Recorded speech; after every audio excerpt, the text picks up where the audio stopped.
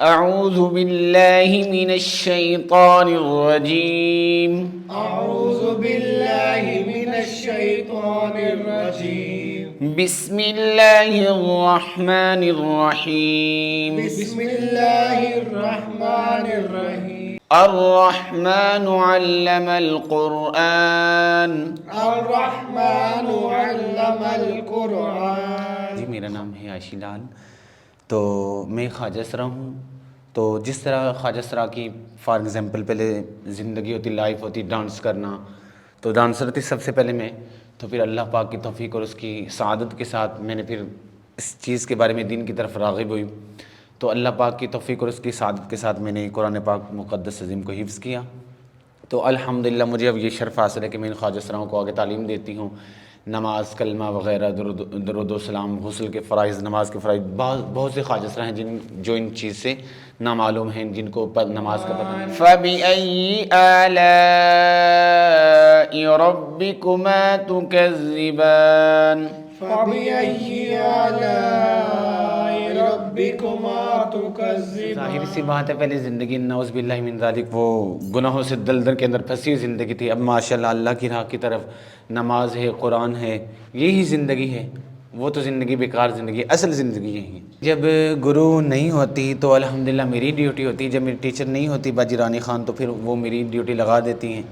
تو ماشاءاللہ بعض خواجہ سرا ہیں جنہوں نے ناظرہ تعلیم حاصل کر لی، اور بعض ہیں کہ وہ ابھی کر رہے ہیں، جس طرح کہ آپ کے سامنے ابھی ہیں۔ تو میں نے 25 خواجہ سراؤں کو قرآن پاک پڑھایا۔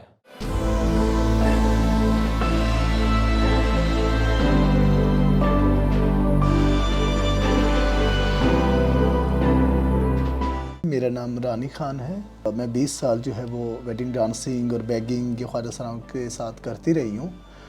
میری ایک سہیلی تھی جن کا انتقال ہو گیا، اور وہ میرے محلے میں پڑوس میں رہتی تھی، وہاں سے میری موومنٹ ہوئی۔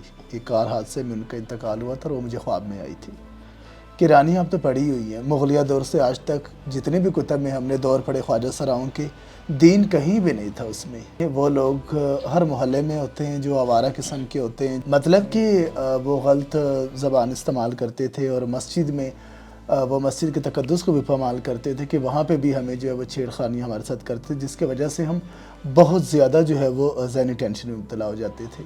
میں بہت زیادہ کنفیوز ہو جاتی تھی کیونکہ میرے بڑے بھائی نہیں تھے، کوئی ایسا سہارا نہ تھا جو ان کا مقابلہ کرتا، تو میں زیادہ تر گھر میں ہی رہتی تھی۔ صرف جو ہے وہ اذان ہوتی تو میں مسجد کے لیے جاتی تھی۔ اس دوران بھی کافی لوگ ایسے تھے جو مجھے تنگ کرتے تھے۔ ہمارے پاس جو ہے وہ 17 خواجہ سرا ہے جو قرآن پاک پڑھتے ہیں۔ یہ صبح کا ٹائم ہوتا ہے 7 سے 8 تک کا۔ میں نے جب سٹینڈ لیا تو میری خواجہ سرا میرے خلاف ہو گیا، وہ جو سیکس ورکر تھے یا وہ جو بیگرز تھے، وہ جو 5-5 10-10 ہزار کمانے والے تھے، وہ دین کی طرف کیسے آتے؟ آپ نے دیکھا کہ ہمارا ٹرانس کلچر بھی کمپلیٹ ہے، آپ نے دیکھا کہ ہمارا مدرسہ بھی کمپلیٹ ہے، ایک خوبصورت سیٹ اپ ہے سارا۔ آپ نے دیکھا کہ اب ہمارا زیر کنسٹرکشن جو ہاسپٹل ہے اب وہ بن رہا ہے، تو ہم بیٹھیں گے، یہ لوگ چندہ اکٹھے کریں گے تو اس کو جو ہے وہ ہم تعمیر کریں گے۔ اسے ہم جاتی ہیں تو وہ لوگ جو ہے وہ ہمیں اس نظر سے نہیں دیکھتے جیسے پہلے دیکھتے کہ ان کی دعائیں لگتی ہیں، اب وہ کہتے ہیں کہ یہ شوقیہ یہ کام کرتے ہیں۔ اس وجہ سے ہمیں بہت سارے چیلنجز کا سامنا کرنا پڑا، بہت زیادہ، بڑی تنقید سہی، بڑی گالی گلوچ بھی ہم نے سہی۔ جیسے میں ہوں چینج کیا میں نے، ایسے ان بچوں نے بھی خود ہی چینج کیا ہے۔ ہم جو ہے وہ بیان کرتے ہیں، جمعرات کو میں بیان کرتی ہوں، بڑے موٹیویٹ ہوتے ہیں اس سے بھی۔ پہلے والی رانی نے کبھی دوپٹہ سر پہ نہیں لیا تھا آج تک، اب کی رانی کے سر پہ دوپٹہ ہے۔ پہلے والی رانی ایک فنکار تھی، اب کی رانی ایک معلمہ ہے، تو یہ بہت بڑا چینج ہے۔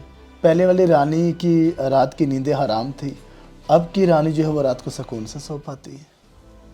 پہلے والی رانی دین سے دور تھی، اب کی رانی دین کے ساتھ ہے۔